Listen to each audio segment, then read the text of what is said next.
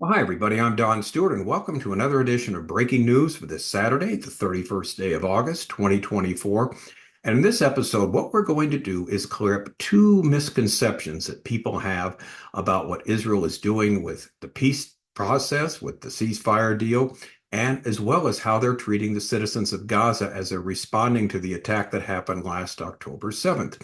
Now, interestingly, these two stories I'm going to do have just come across the wire the last several hours, and each separately deals with one of these misconceptions. So we thought it'd be time to clear this up. Now, this is something that needs to be heard far and wide because of the ignorance that people have with respect to Israel, their treatment of the citizens of Gaza, and Hamas, and how evil this group is. All right, let's look at the headlines. In this edition of Breaking News, we will first note that activists on college campuses are continuing to push the schools to boycott, divest, and sanction BDS, companies that deal with Israel, since Israel is being blamed for the war with Hamas continuing, that there's no ceasefire, and that their so-called genocidal treatment of the citizens of Gaza is mass murder. In other words, the protests continue because of these misconceptions. All right, in light of this, we'd like to clear up these two common misunderstandings of what's taking place.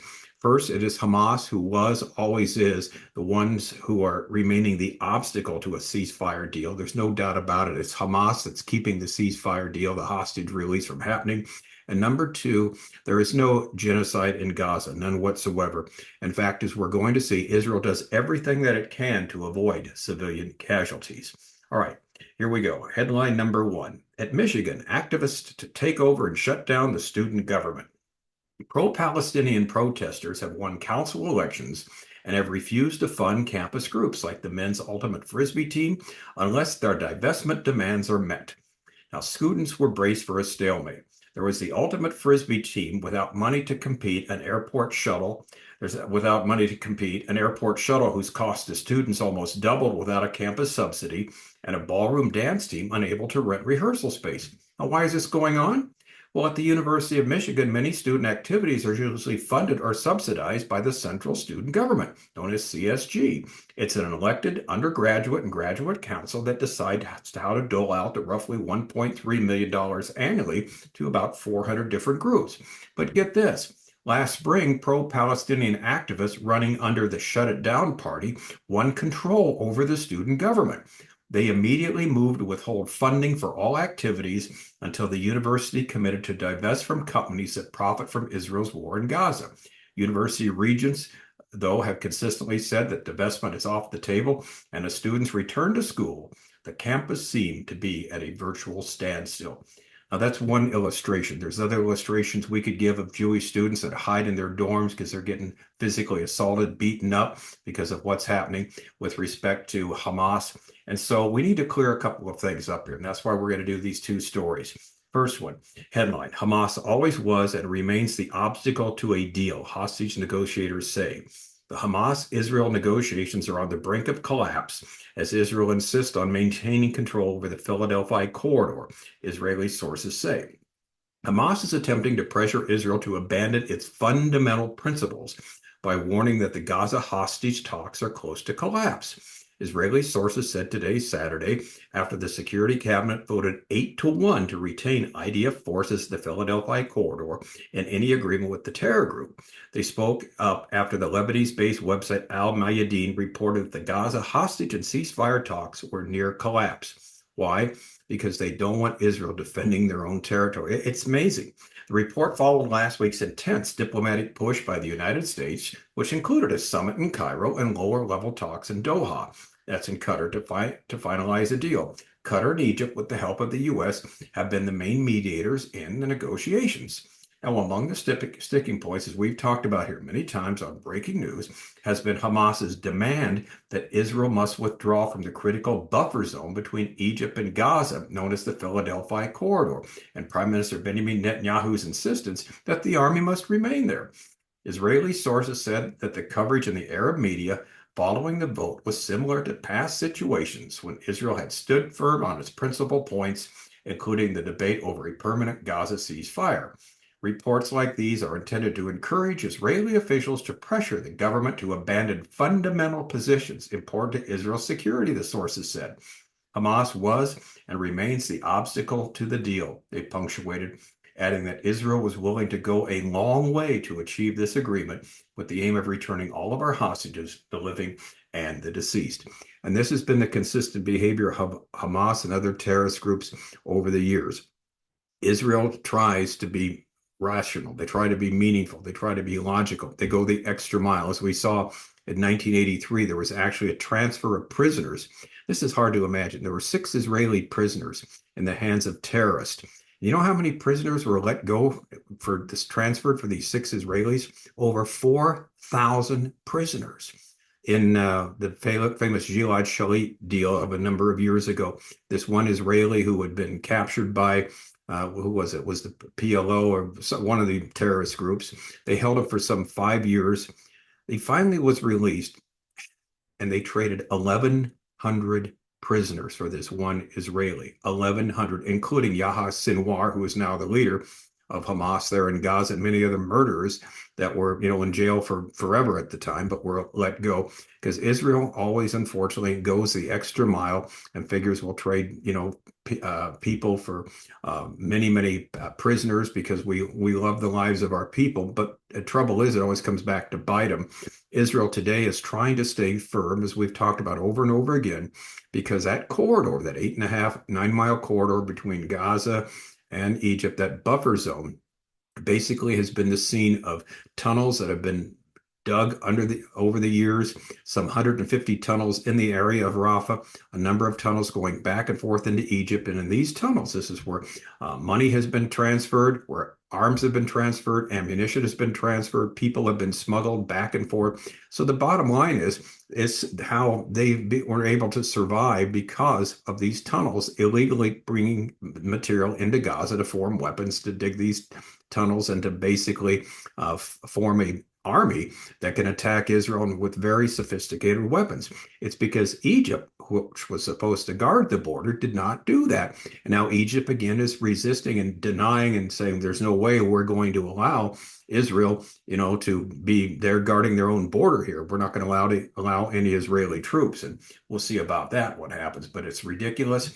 But again, Israel is being blamed for standing firm on this. And some, unfortunately, the leftists in Israel are blaming Israel for intransigence. You just want to see the war continue. No, they don't want another war like this in the future, and that's why they're doing this. But it's really, really sad.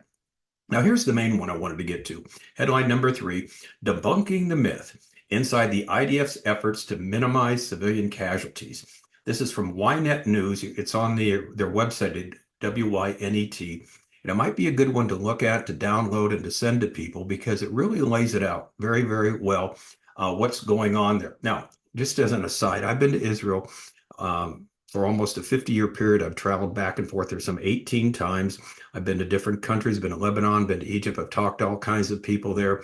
What this article says has been exactly my experience with the IDF, the Israeli Defense Force, and even talking to Muslims, even talking to Palestinian Christians, talking to them and getting their input.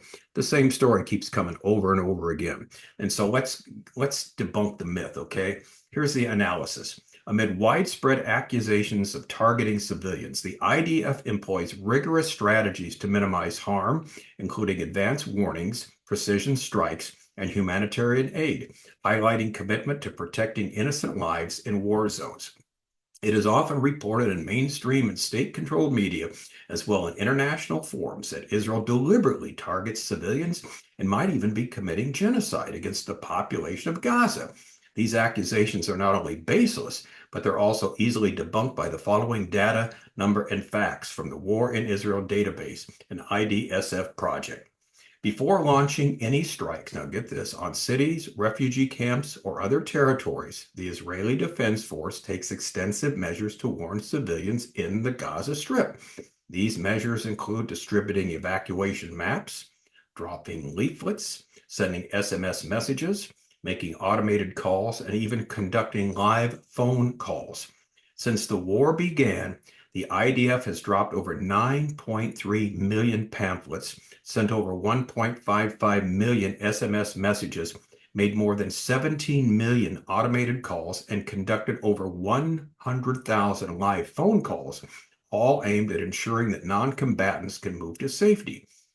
The primary responsibility for evacuating civilians from combat zones lies with Hamas, the governing body in the Gaza Strip. However, Hamas often neglects this duty and even forces civilians to remain in harm's way, which may itself constitute a war crime. Israel's critics have claimed that Israel is deliberately starving Palestinians in Gaza by imposing strict blockades that severely restrict the flow of food, medicine, and other essential supplies. They argue that these measures exacerbated the humanitarian crisis, leading to widespread suffering and malnutrition among the civilian population in Gaza. The truth is exactly the opposite. The IDF works closely with non-government organizations and international governments to facilitate the delivery of humanitarian aid to Gaza. Since the outset of the war, Israel and its partners have transported over 900,000 metric tons of supplies by land, air, and sea. That includes some 727,000 metric tons of food, 73,000 metric tons of shelter equipment, 49,000 metric tons of water, 25,000 metric tons of medical supplies, and an additional 36,000 metric tons of other essentials. For example, the IDF has provided Al-Shifa Hospital with medical equipment, incubators, and baby food, and in February delivered over 20 oxygen tanks and additional medical supplies to Al-Amal Hospital in Khan Yunis. Now, the targeted strikes. The Israeli Air Force is a pioneer in integrating computers into bombers, drastically improving the precision of airstrikes. By the 1990s, these computers became small enough to be installed directly into bombs, leading to the development of precision-guided munitions, or PGMs. The IDF has increasingly adopted this technology, particularly since the mid-1990s, to minimize collateral damage. For example, during the first Gulf War in 1991, the U.S. used smart weapons in just 8% of the strikes. But by later conflicts like 2008, Operations Cast Lead, nearly 100% of the munitions of Israel were smart bombs. In the current war, Israel has not only employed smart bombs to target terrorists embedded within civilian populations, which is a war crime in and of itself, which Hamas does, but has also integrated new technologies to enhance the accuracy of ground troops and artillery. And it gives illustrations of some of the innovations they've done, something called Danger Sight by Smart Shooter, which involves computer vision and artificial intelligence to ensure every shot is precise and effectively turning each soldier into a sniper and significantly reducing the hitting of unintended objects. Another game changer is called the Iron Sting missile.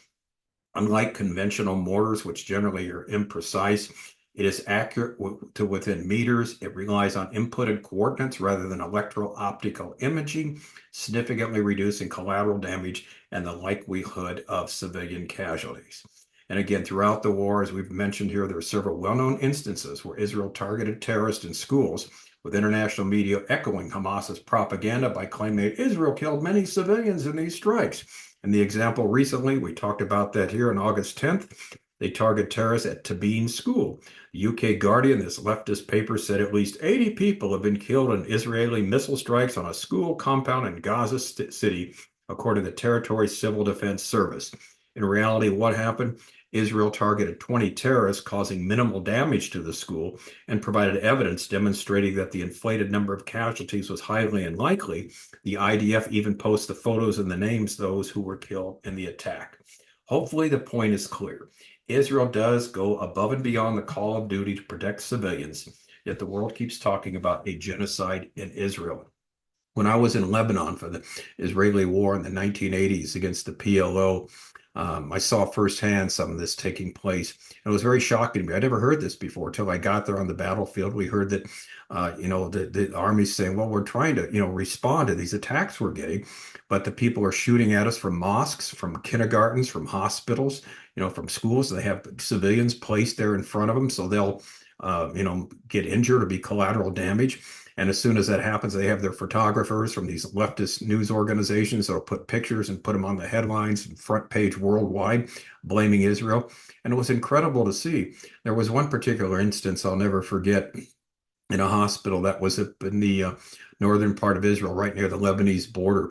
There was a ward there that had people, kids mostly, that had had limbs blown off from bombs, from landmines, PLO landmines, and it's Lebanese kids, and they were brought to this Israeli hospital for treatment. And there was this young girl, I can't remember her name. She was about 12 or 13, one of those beautiful young ladies I've ever met in my life. And she would come there every day to try and encourage these kids, to talk to them, to try and cheer them up. Again, Muslim kids. But she did this because she cared about them, because they were human beings that were caught in a horrible war that should never have taken place. And so we've seen that over the years, what Israel has done, going out of its way to help those that are in harm's way, not to kill people that don't aren't in the battlefield. And it's really sad. It's heartbreaking for me to see this being portrayed in the world, that Israel's genocidal. They don't care about humanity, this and that. Like Kamala Harris said, way too many citizens of Gaza are being killed. Yeah, they are, because of Hamas is putting them in harm's way. That's why they're being killed. And if you would have been there when Benjamin Netanyahu gave his talk before Congress, as you should have been as vice president, you would have heard what is really going on. So the point is, we live in a world where, light is dark, truth is lies, etc. Remember 2 Timothy chapter 3, Paul tells to Timothy, at the time of the end of the age, people will hate that which is good. In Isaiah 5, it says this, they're called dark light, light dark, and sweetness bitter and bitter sweet. I just won't have any care for the truth. And that's the world we see right now. But we wanted to set the record straight here on breaking news. There's not a genocide going on in Gaza. It's 1000% the fault of Hamas and what they've done, what they continue to do. They're stopping the ceasefire from taking place. They're putting their own people still in harm's way. And it's sad that the world reports that it's all the fault of Israel. Anyway, that's our program today for this edition of Breaking News. Tomorrow we'll be in a new month, in the month of September. And we've got, again, whatever the latest news is, we'll bring it to you. Until then, I'm Don Stewart. As always, thank you so much for watching. And may the Lord, as always, richly, richly bless.